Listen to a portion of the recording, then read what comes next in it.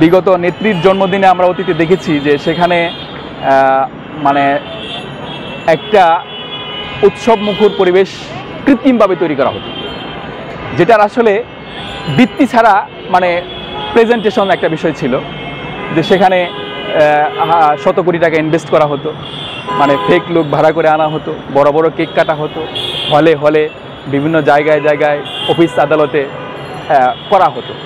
কিন্তু মানে যখনই তার পতন হলো, ছাত্র জনতার অভ্যুত্থানে যখন সে দেশ ছেড়ে পালিয়ে যেতে বাধ্য হলো, তখনই তার জন্মদিনের যে অবস্থা, প্রকৃত অবস্থা আপনারা দেখতে পাচ্ছেন। সকাল থেকে শুরু করে ছাত্র জনতা এমন কোনো অপমান নাই যে তার মানে প্রতিকৃতিতে করেনি, যেটা একজন মানে নেতা হিসাবে বা নেত্রী হিসাবে বা একটা পার্টি হিসাবে এটা যে কত বড় অপমান, কত বড় লজ্জার, কত বড় ধিক্কারের, মানে কত বড় মানে ব্যর্থতার, এটা আসলে যে বা যারা এই জায়গায় উপস্থিত ছিল মানে তারাই সেটাকে মানে বুঝতে পারতেছে। অর্থাৎ মানে আপনি আপনার একটা কাজ করবেন, সেটা রেজাল্ট পাবেন না, এটা মনে করার মানে মনে হয় যে দিন আর এদেশে নেই। যে মানুষ হয়তো তারা একটা পর্যায়ে মনে করেছিল যে আমরা যে কাজগুলো করতেছি হয়তো এদের কোনদিন কোনো বিচার হবে না, মানুষের কোনো জাস্টিফিকেশনের সুযোগ পাবে না, কিন্তু আমরাও হয়তো মনে করেছিলাম অনেকে। কিন্তু আসলে ইতিহাস এমন একটা বিষয় যে আপনাকে আপনার মানে রিটার্ন আপনাকে দিতেই হবে। আপনি যদি যে কোনো খারাপ কাজ বা ভালো কাজ করেন, সেটা এই দুনিয়াতেও যেমন পাবেন, আপনি পরকালে তো পাবেনই। কাজেই আমি মনে করি যে এই উদযাপন, এই ন্যাক্কারজনক বা এই মানে নিন্দনীয় উদযাপন বাংলাদেশের মাটিতে যেন আর কারো জন্মদিনে না হয়, বাংলার মাটিতে বা বাংলাদেশের মাটিতে যেন আর কারো জন্মদিন এরকম নিকৃষ্টভাবে, এরকম লজ্জাজনকভাবে, এরকম ঘৃণা ভরে উদযাপন না হয়।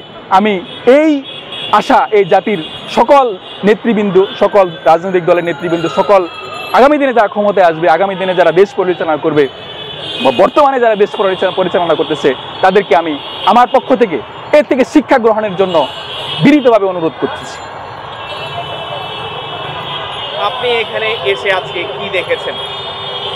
আমি সাধারণ একজন মানুষ, এদেশের সাধারণ একজন নাগরিক।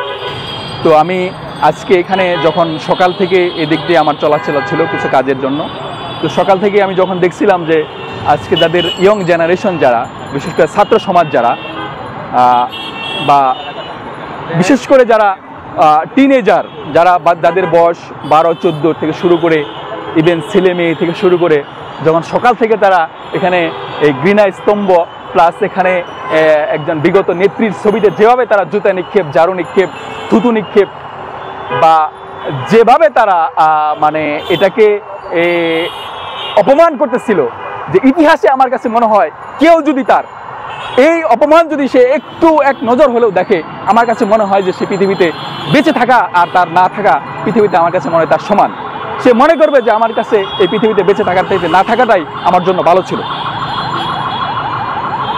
আর কোনো এখন পর্যন্ত আওয়ামী লীগের কোনো নেতা কর্মী এখানে দেখেছেন কিনা?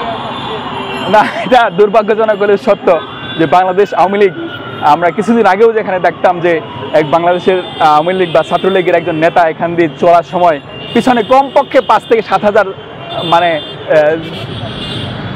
মানুষ সেখানে থাকতো।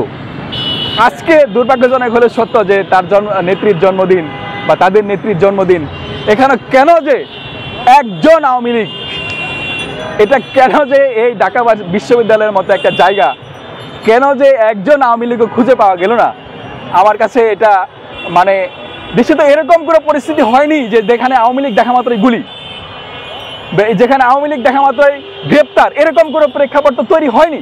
তাহলে কেন তারা থাকবে না, কেন তাদের মানে এই অবস্থা হবে? আমার কাছে এটা মনে হয় প্রশ্ন যে তাহলে অতীতে যারা আওয়ামী লীগ করতেন তারা আসলে কি করতেন, মানে কি আওয়ামী লীগ করতেন নাকি আসলে বিরিয়ানি আশা করতেন? আমার কাছে এটা প্রশ্ন তাদের কাছে। তো ধন্যবাদ চ্যানেলকে।